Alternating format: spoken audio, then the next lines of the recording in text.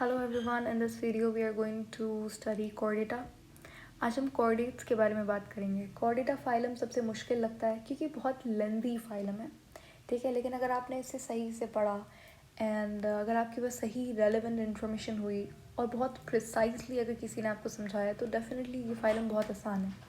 पहली बात आपको ध्यान रखना है वो ये, क्योंकि कॉर्डेटा बहुत डिफरेंट होता है हर बुक के अंदर. किसी के अंदर कोई टर्म गिवन होगी, किसी के अंदर कोई टर्म, किसी के अंदर यूरोकॉर्डेट्स मेंशन है तो किसी के अंदर ट्यूनिकाटा मेंशन है. लेकिन स्टूडेंट्स को प्रॉब्लम होती है, कह रहे ये यहाँ पे यूरोकॉर्डेट लिखा हुआ है, पंजाब में ट्यूनिकाटा लिखा हुआ है, लेकिन नहीं पता लगता, कह रहे ये दोनों तो सिमिलर ही हैं और बुक्स में मेंशन भी नहीं होता कई बारी. तो ये इम्पॉर्टेंट है.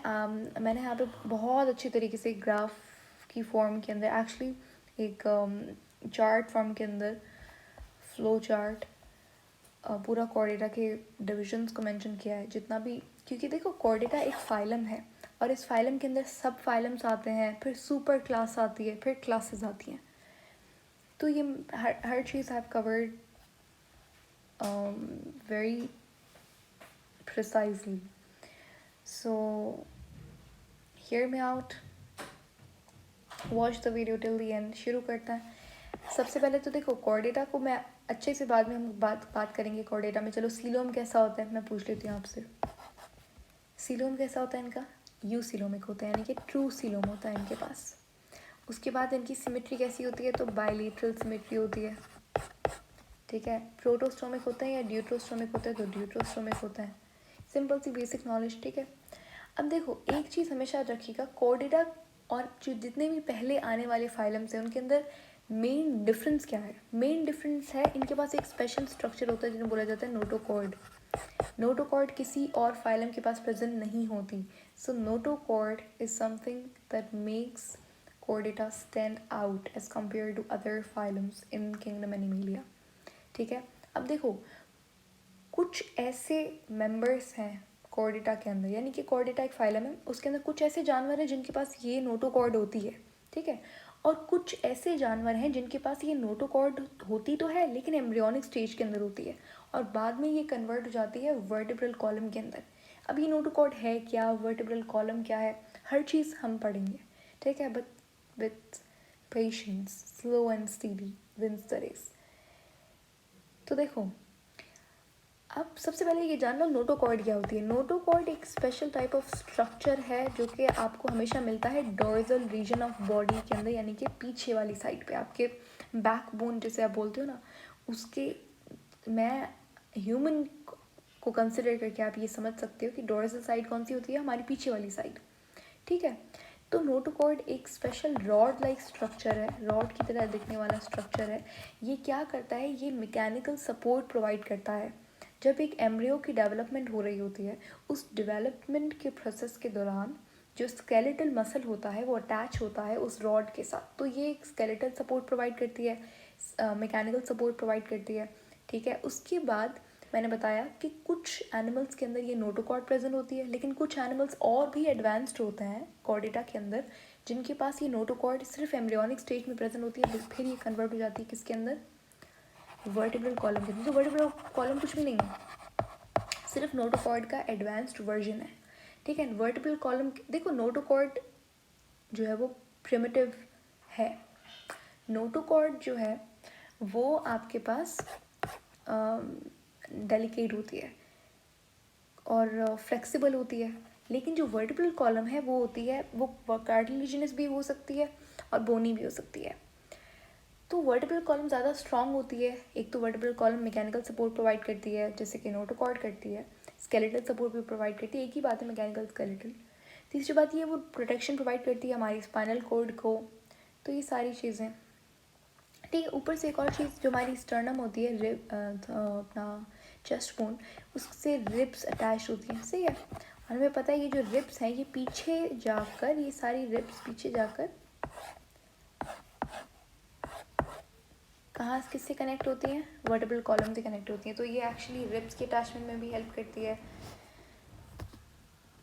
ओके, तो यहाँ तक बात समझ आई आपको. अब बात करते हैं कॉर्डेटा के डिविजन्स के बारे में. अब दो तरीके का जानवर ऑब्जर्व हुआ कॉर्डेटा के अंदर. कौन कौन सा? एक वो जिनके पास था क्रेनियम, ठीक है, और एक वो जिनके पास क्रेनियम नहीं था। क्या बोला मैंने? क्रेनियम क्या होता है इससे पहले सुन लो। देखो हमारा जो ब्रेन है वो बड़ा एक डेलिकेट और सबसे इम्पॉर्टेंट ऑर्गन है। बॉडी का सबसे इम्पॉर्टेंट ऑर्गन आपका ब्रेन है। ब्रेन को प्रोटेक्ट करना बहुत इम्पॉर्टेंट है क्योंकि वो बहुत इम्पॉर्टेंट है। तो ब्रेन की प्रोटेक्शन के लिए हमारे पास स्कल होता है,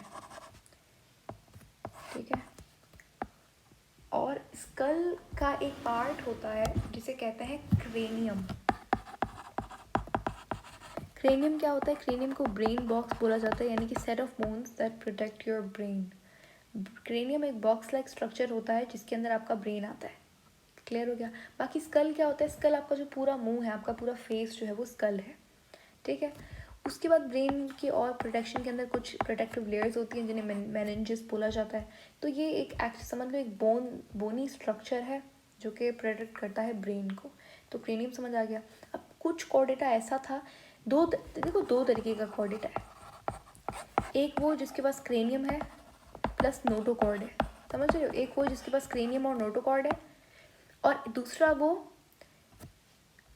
एक वो जिसके पास क्रेनियम नहीं है, ठीक है। क्रेनियम नहीं होता है इनके पास, सॉरी, क्रेनियम भी नहीं है और नोटोकॉर्ड है, लेकिन नोटोकॉर्ड है क्योंकि नोटोकॉर्ड सब में होगा। कॉर्डेटा के हर जानवर के अंदर नोटोकॉर्ड होगा।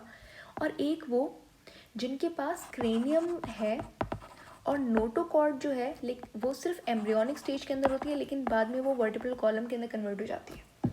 समझ रहे हो?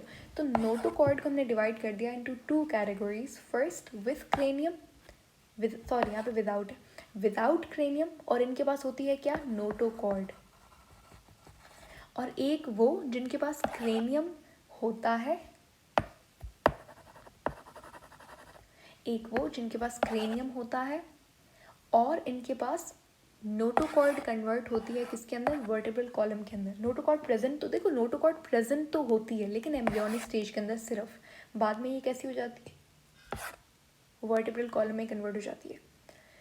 अब देखो जो ग्रुप ऑफ कॉर्डेटा जिनके पास क्रेनियम प्रेजेंट नहीं होता उन्हें बोलते हैं एक्रेनाटा या फिर एक्रेनिया।